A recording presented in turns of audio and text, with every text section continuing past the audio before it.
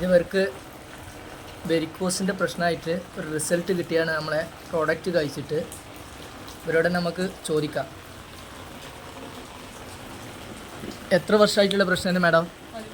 13 വർഷം അല്ലേ? ഈ 13 വർഷമായിട്ട് ഏതെങ്കിലും അലോപ്പതി മെഡിസിൻ കഴിച്ചിരുന്നോ? മെഡിസിൻ കഴിച്ചിരുന്നു. എന്നിട്ട് വല്ല മാറ്റങ്ങളും ഉണ്ടായിരുന്നോ? വീണ്ടും കൂടി. വേറെ എന്തെങ്കിലും ട്രീറ്റ്മെൻറ്റോ അല്ല സർജറി എന്തെങ്കിലും ചെയ്തിട്ടുണ്ടായിരുന്നോ? ആദ്യം ചെയ്തിട്ടുണ്ട്.